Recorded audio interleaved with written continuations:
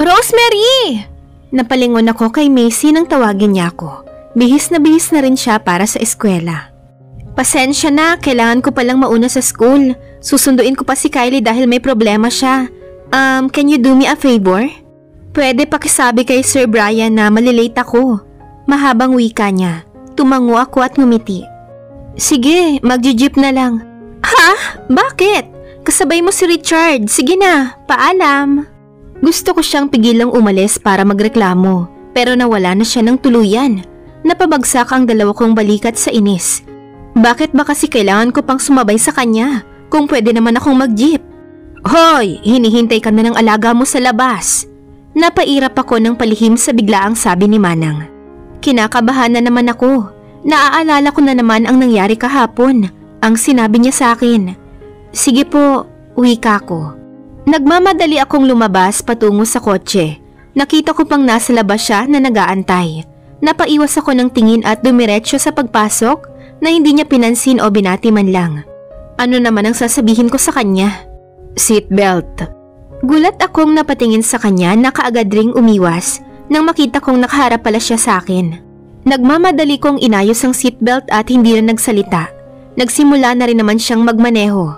From now on, panimula niya, nagulat pa ako ng bahagya nang bigla siyang nagsalita. Let's not encounter each other in school. Sa bahay na lang tayo mag-usap kapag mahalaga. Tumango na lang ako sa kanya. Buti naman siya nang nagsabi nun. Hindi ko na rin kayang makausap siya sa eskwela. Kinakabahan ako lagi ng hindi malamang dahilan. Para akong batang pinapagalitan dito sa kotse. Ipit na ipit sa gilid ng pinto. Pinipilit na mapalayo sa kanya.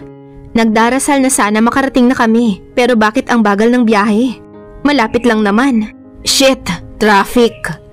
Lumingon ako sa paligid nang magsalita siya nun. Hindi naman traffic. Sira po ba ang kotse mo? Baka pumalate na tayo. Wika ko. Siya lang naman kasi yata ang nagpapabagal ng takbo. Mabilis naman ang usad ng ibang sasakyan. Oh yeah, baka nga. Ipapatingin ko na lang tumamaya. Malamig niyang sabi. Napakunot ang noo ko sa inasta niya. Bakit pakiramdam ko nagsisinungaling siya? We're here. Sambit nito kaya agad akong lumabas pagkahinto niya. Nauubusan ako ng hangin dahil sa kanya. Babe! Napahinto ako nang makita si Claire. Naglalakad papunta kay Richard. Kasama niya ang mga kaibigan nito na masama ang tingin sa akin. Kitang-kita naman sa mga suot nila ngayon na hindi sila basta-basta. Napayuko ako at maglalakad na sana nang tawagin ako ni Claire. Kasama mo pala si Rosemary? Tanong nito. Yeah, let's go babe. Rinig kong sabi ni Richard. Tumabi ako para makadaan sila. Hanggat maaari iniiwasan ko si Claire. Ayoko ng gulo. Claire! Hindi pa ako tuluyang makalayo nang mapasigaw ako dahil sa sakit na naramdaman ko. Hinila ako ni Claire sa buhok. Bitch! Stop that now! Hindi niya sinunod si Richard at patuloy lang niya akong hinila. Ano bang problema? Kinuha ko ang kamay niya na nakahawak sa buhok ko. Hinawakan ko rin ang buhok niya at sinabunutan ito. Ano bang problema mo? Sigaw kong tanong. Ilang ulit ko na bang sinabi na layuan mo si Richard? Claire, stop that! Napahiwalay kaming dalawa nang hilain siya ni Richard. Dumating din sina Macy at Kylie kasama ang iba kong kaklase. Dinaluhan nila ako. Are you okay? Tumango ako sa tanong ni Kylie. Rosemary, I'll bring you to the clinic. Lumingon ako kay Kaden nang dumating din siya. Umiling ako. Wala naman kasing sobrang natamo ang katawan ko. Ayos lang ako. Wika ko. Let's go. Marami kang kalmot. Hinawakan niya ang kamay ko. Aalis na sana kami nang biglang isigaw ni Macy ang pangalan ni Claire. Napalingon ako sa kanya na hinahabol si Claire at Richard. Napaawang ang labi ko nang sampalin niya si Claire. Tumakbo kaming tatlo ni Kaden at Kylie papunta sa kanila. Kita ko kung paano nagulat si Claire sa ginawa ni Macy. Macy! Sigaw ni Richard pero hindi siya pinansin ni Macy. Humawak ako sa kamay niya para patigilin. How dare you hurt Rosemary? Sigaw niya. Tumingin ako kay Kylie at Kaden para humingi ng tulong, pero ngumiti lang si Kylie at sumenyas na hayaan ko. Paano ko hahayaan kung pati si Macy nadamay? Ano ba kasing trip ng impact ang Claire na to? As if naman na ikaw ang sinaktan ko. Why are you in her side? Ako ang girlfriend ng kapatid mo. Dapat sa akin ka kakampi. Natawa si Macy. Paano kita kakampihan kung ang baho ng ugali mo? Hoy babaeng asungot, akala mo ba bagay kayo ni Richard? Baka nakakalimutan mong nilandi mo lang siya. Hindi ko siya nilandi. He courted me. Of course he is, kasi pinilit mo. Baka gusto mong isigaw ko ngayon sa harap ng mga so-called fans mo rito na hiniwalayan mo si Kaden para sa kapatid. Macy, enough! Gulat akong tumingin kay Kaden na nasa tabi nang sumigaw siya. What? Para naman malaman din ng kapatid ko na ex mong haliparot na to. Di ba iniwan ka niya para kay Richard? Nagpapalit-palit ang tingin ko sa kanila. Kita ko kung paano tiningnan ng masama ni Richard si Claire. No babe, don't believe her. She's lying. Ayaw niya lang sa akin para sa'yo kaya ganyan siya. Pagmamakaawa ni Claire. Hahawakan na sana niya si Richard pero umatras ito. See, hindi mo nga sinabi kay Richard ang dahilan noong munti ka nang magpakamatay si Kaden dahil sa'yo. Nakangiting sambit ni Macy. Kinakabahan ako sa mangyayari. Dapat kanina pa ako umalis. Let's go, Macy. Hinila siya ni Kaden papalayo sa amin. Nagkatinginan kami ni Kylie. Hindi alam ang gagawin. Ang sabi mo, hindi mo kilala noong una si Kaden. What are you? Lumingon ako sa kanilang dalawa. Halos lumuhod si Claire sa harap ni Richard sa pagmamakaawa. Mas lalong dumami ang mga tao sa paligid. Nagbubulungan. Hindi naman siya mahalaga. Noong nakita kitang kasama niya, nagustuhan agad kita. Pero simula pa lang naman hindi ko siya mahal. Gusto ko siyang sampalin sa sinabi niya, ang sama ng ugali. Iniwan niya si Kaden para sa iba. Kawawa yung tao. Siya pala ang kinukwento sa akin ni Kaden noong nakaraan. Don't talk to me, sambit ni Richard. Tumingin ako sa kanya nang lumapit ito sa amin ni Kylie. Let's go, Rosemary. Hinawakan ni Kylie ang kamay ko para umalis na nang mapahinto kami dahil sa pagsigaw ni Claire. Are you breaking up with me? Ipagpapalit mo ako sa hampas lupang yan? Nawala na ba ang taste mo? Sa mahirap at pangit pa talaga? Akmang susugod na sa kanya si Kylie nang pigilan ko ito. Hayaan mo na, totoo naman. Wika ko. Napasinghap siya at inayos ang buhok ko. You're not. Hey bitch! You're the one who's pangit here. Desperada ka. Gulat na mukha ang nakita ko kay Claire nang sigawan siya ni Kylie. Tumingin siya kay Richard. Answer me, Richard. Are you breaking up with me and run away with that slut? Yes! Natahimik kaming lahat sa pagsigaw niya. Pinapakita mo lang sa akin ngayon na hindi ka karapat dapat ipaglaban, Claire. Look at you. You're not like that before kapag magkasama tayo. Let's stop this nonsense relationship. I promise to myself that I won't leave you dahil kailangan mo rin ako. But right now, sinisira ko na. Mahabang litanya niya. Really? You're breaking up with me and be with her? Umiwas ako ng tingin nang ituro niya ako. Tara na, sabi ko kay Kylie. I like her and she's better than you, Claire. Isang buwan na ang lumipas simula nang mangyari ang hiwalayan ni na Richard at Claire. Hindi mawala sa isipan ko ang sisihin ng sarili.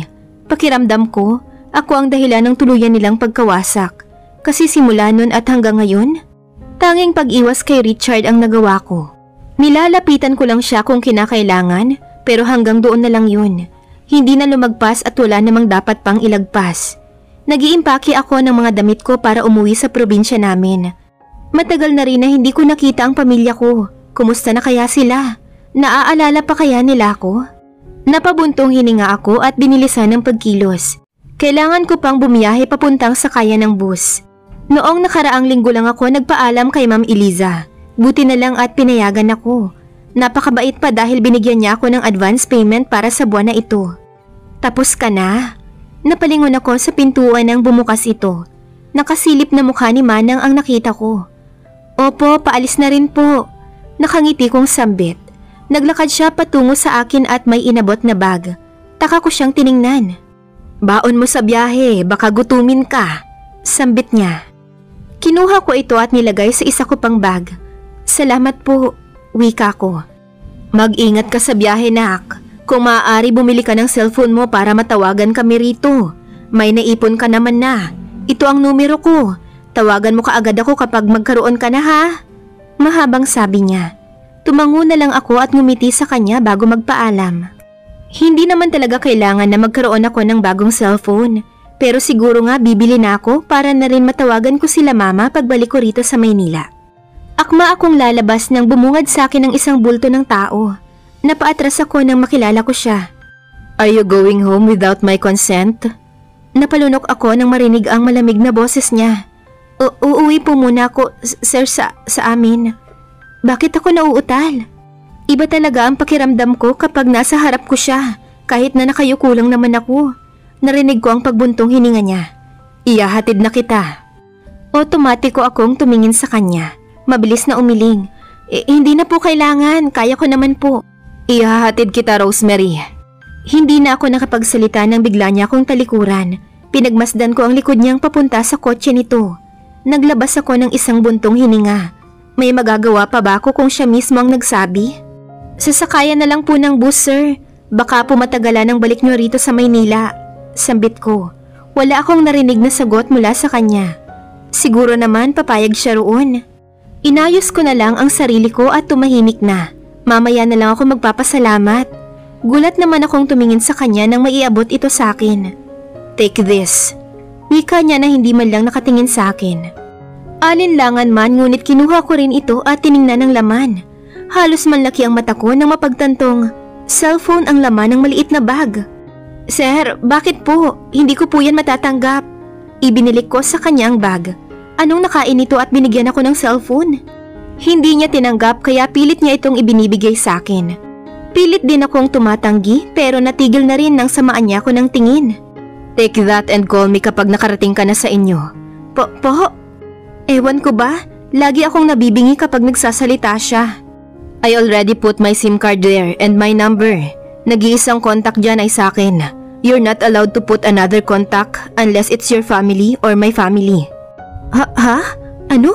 Teka, sandali. Nakanganga lang akong nakatingin sa kanya. Do you understand, Rosemary? Mabilis pa sa 4:00 akong tumango sa kanya. Wala akong naiintindihan sa sinabi niya dahil ang bilis niyang magsalita. Now close your mouth and let's go. Umayos na siya sa pagkaupo at sinimula ng biyahe. Pinagmasdan ko ang hawak kong bag na naglalaman ng cellphone. Parang kanina lang napag-usapan namin ni Manang na bibili ako at ngayon nasa kamay ko na. Hindi nga lang ako ang bumili. Stop staring that thing. Nagsiselos ako. Gulat akong tumingin sa kanya. Natawa pa siya ng bahagya na dahilan ng pagtigil ko. Pinagmasdan ko ang ngiti sa labi niya.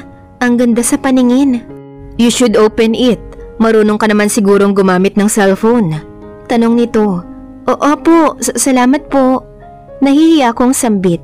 Sinimulan kong buksan ang cellphone. Halos matapon ko sa harap nang magulat na bumungad sa akin ang litrato niya. Napatingin ako sa kanya nang marinig ang munting tawa nito. I'm sorry, nagulat yata kita. I put my picture as a wallpaper para hindi mo ako makalimutan. Hindi ako makapagsalita. Naninikip ang dibdib ko nang hindi malaman ang dahilan. Is that okay, right? Gwapo naman ako riyan. Sobrang gwapo. Lumunok ako ng 2 beses. Ayos lang po, maganda naman pong pagmasdan sa Halos mauntog ako sa harapan nang bigla siyang nagpreno. Shit, come again? Sambit niya. Hindi agad ako nakasagot dahil kinapako pa ang dibdib ko. Sorry, kasalanan mo naman. Doon na ako lumingon at sinamaan siya ng tingin na agad ko ring iniwas. Amo ko pala siya. Paanong kasalanan ko? Kalmado kong tanong. Wala naman akong ginawang mali para sisihin niyang kasalanan ko. You were saying something na dahilan ng paghinto ko. Now can you say it again? Kunot mo ako siyang pinagmasdan. Pinagsasabi na naman ito. Hey, say it again. Parang batang nagmamaktol siya. Anong sasabihin ko ulit? Tanong ko. The last sentence you said me earlier. Say it again. Inaalala ko pa lahat ng sinabi ko mula kanina nang magkasama kami. Nanlaki ang mata ko at napatakip sa dibdib nang mapagtantong na mali ata ako ng pagkasabi. Dahan-dahan akong umiwas ng tingin. Wala po iyon, hayaan. Cut the po, Rosemary. Hindi mo ako amo o alaga ngayon. Maotoridad na sambit niya. Tumangu-tango ako bilang pagsang-ayon. Now, tell me the last one you said. Malapit na tayo sa sakayan ng bus na sinasabi mo. Hurry up! Pagmamadali niya, napabuntong hininga ako at binuksan muli ang cellphone. Nakatingin ako sa litrato niya. Seryoso ang mukha nito na para bang hindi alam kung paano ngumiti. Dahan-dahan akong ngumiti nang maalala ko ang ginawa niya. You're smiling at my picture. Napalingon ako sa kanya. Ang ganda sa mata ng litrato mo, sambit ko. Biglang bumagal ang pagmamaneho niya hanggang sa huminto ito. Lumingon siya sa akin ng seryoso. Ang sarap pagmasdan ng mukha mo, Richard. Sana araw-araw kong makita ang mukha mo. Araw-araw kitang kasama. Pero malabo, dahil hindi naman magkatugma ang buhay nating dalawa. Nakatingin lang ako sa kanya nang dahan-dahan itong lumapit sa akin. Mas lalo akong kinabahan nang hinawakan niya ang pisngi ko. Hindi ako makagalaw, nakatingin lang sa mukha niya. Napapikit ako nang maramdaman ng malambot niyang labi. Mas lalong bumilis ang tibok ng puso ko. Gusto ko siyang itulak ngunit kumontra ang sarili ko. Mas gugustuhin kong malapit siya sa akin. Gulat man ang igalaw niya ang labi niya, wala akong ibang ginawa kundi ang sumunod sa galaw. Hindi ako marunong sa ganito. Pero ayaw ko namang mapahiya sa kanya. Napamulat ako nang bumitaw siya ng halik. Sabay kaming lumingon sa harap at likod nang marinig ang ingay ng ibang sasakyan. Hindi namin napansin na go na pala. Unang halik ko na hindi ko pinagsisihang na ibigay ko sa lalaking to. Sumilay sa labi niya ang isang matamis na ngiti na mas lalong nagpabilis ng tibok ng puso ko. Mas masarap ang labi mo. Nang makasakay ako ng bus, tulala lang ako at iniisip ang nangyari kanina sa kotse niya. Pagkatapos nun wala na ni isang nagsalita sa amin hanggang sa makarating kami rito. Hindi niya na rin ako kinausap man lang pagkababa ko. Umalis kaagad siya. Hindi man lang ako nakapagpaalam at nakapagpasalamat. Kinuha ko ang cellphone sa bulsa at napangiti nang makita ang mukha niya. Bungad na bungad. Ang sarap sigurong magpatuloy sa buhay kapag siyang lagi kong nakikita. Nang makarating ako sa lungsod, agad akong sumakay ng tricycle papunta sa bahay. Excited na akong makasama ang pamilya ko. Ilang buwan na rin ang lumipas simula nang huli ko silang nakita. Malaki na siguro si Ryan, honor pa rin siguro si Ruby. At sana nawala na ang inisakin ni Ruth. Hoy Rose! Otomatiko akong lumingon nang marinig ko ang pamilyar na boses. Lumawak ang ngiti ko. Josh! Yumakap ako ng mahigpit. Sobrang miss ko na ang asungot na to. Ang laking pinagbago. Kumusta ka na? Ang laki mo na. Kinurot niya ang pisngi ko na agad kong winaksi. Masakit! Grabe, big time ka na ba? Ang angas ng suot mo ah. Hinampas ko siya sa braso. Noong huli naming kita, binatang yagit pa siya. Bumisita lang ulit ako rito. Ang dami kong ikukwento sa'yo, Rose. Nakangiti niyang sambit. Kinuha niya ang isa kong bag at siya na ang nagdala. Tulad naman ng ano, tanong ko. Nakita ko ng mga magulang ko. Nangako ako sa sarili ko na kapag nakita ko sila, ikaw ang unang makakaalam. Kaso hindi ka na bumalik. Inantay kita. Hindi ko alam kung ano ang mararamdaman ko. Si Josh ang nag-iisang matalik na kaibigan ko simula bata. Lahat yata ng tungkol sa buhay ng isa't isa ay alam namin. Pero dati lang yun. Marami nang nagbago nang magsimula akong makipagsapalaran sa Maynila. Ngumiti ako sa kanya ng malapad. Ngayon pa lang masaya na akong nakamit niya ang isa sa mga pangarap niya. Masaya ako para sa'yo. Pasensya na kung wala ako nang may gusto kang mapagsabihan. Sambit ko bago humawak sa braso niya. Nagulat naman ako nang bigla siyang huminto at tumingin doon. Tara na! Hinila ko siya nang makitang malapit na ang bahay namin. Ilang hakbang pa ang ginawa namin patungo sa bahay nang marinig ko agad ang sigaw ng kapatid kong si Ruby. Napabitaw ako sa pagkapit kay Josh at tumakbo papunta sa kapatid ko. Nagyakapan kaming dalawa. Nakarinig pa ako ng paghikbi. Ate, bakit hindi mo sinabing darating ka? Sambit niya na humihikbi pa rin. Hindi naman halatang na-miss niya ako ano? Nawala ang dati kong cellphone. Kumusta na? Sila mama nariyan ba? I asked but suddenly, biglang lumungkot ang mukha niya.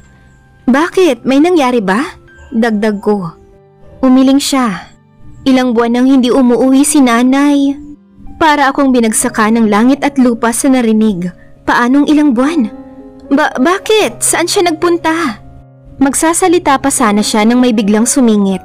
Bakit ka nandito? Lumingon ako sa babaeng kalalabas lang. Gulat akong tumingin sa kanya at sa tiyan niyang bilog. Ruth? Bakit ka nandito? Wala rito si nanay. Umalis ka na at bumalik kung saan ka galing. Malamig na sambit niya. Tumingin ulit ako kay Ruby. Bumuntong hininga siya. Nabuntis siya ng boyfriend niya pero Ruby, pumasok ka na sa loob. Linisin mo yung ihi ni tatay. Chismosa. Anong nangyayari? Tumakbo ako sa loob para puntahan si tatay. Nadatnan ko ang isang matandang paika-ika kong maglakad. Nasasaktan ako. Ang tagal kong nawala, hindi ko alam kung ano bang nangyari sa kanila. Pinagmasdan ko ang dalawa kong kapatid na nagtutulungang ayusan si tatay. Habang pinagmamasdan sila, naiisip ko lang na wala akong kwentang anak at kapatid. Sana pala minadali ko ang pagkakaroon ng cellphone para man lang makamusta sila. Anong iniiyak-iyak mo? Lumingon ako kay Ruth nang magsalita ito. Agad ko siyang dinaluhan nang nahirapan itong umupo. Kaya ko, huwag kang umasta na mayroon kang pakialam sa amin.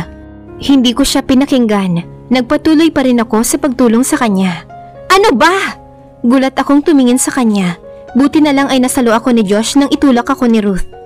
Kapag sinabi kong kaya ko, kaya ko. Inirapan niya ako. Bumuntong hininga ako bago tumayo ng tuluyan. Ayos ka lang? Tanong sa akin ni Josh. I just smiled and nodded. Lumipat ako kina Ruby at Ryan. Nahiga na nila si tatay sa kama. Lumapit ako sa kanya at hinawakan ng kamay niya. Bakit hindi siya makapagsalita? Bakit hindi niya ako tinitingnan? Tumingin ako kay Ruby. Anong nangyari kay tatay? Pinilit kong hindi maiyak sa harap nila. Simula nang hindi umuwi si nanay, sumobra ang bisyo niya sa pag-iinom hanggang sa naaksidente siya at na-stroke. Ate, naghanap kami ng paraan para matawagan ka.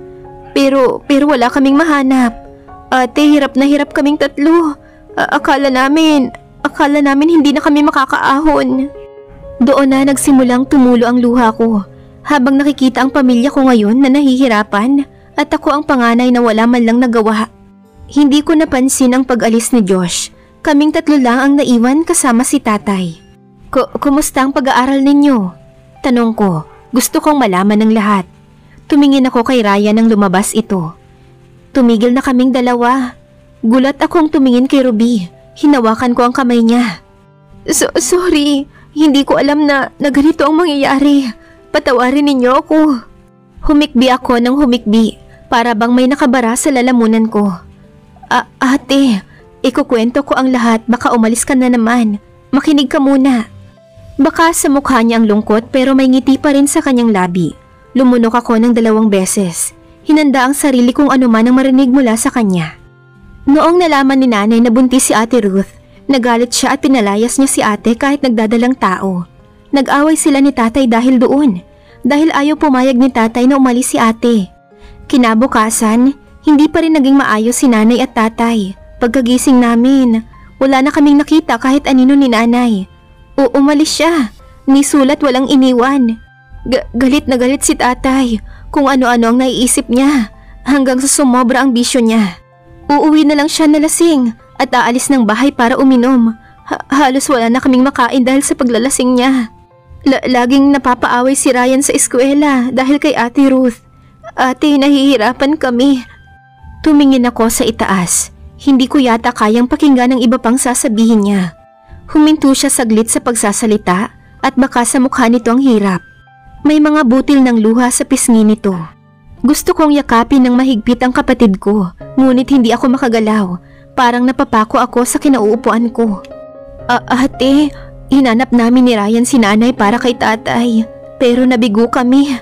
Hanggang sa nabalitaan naming nasagasaan si tatay ng motor.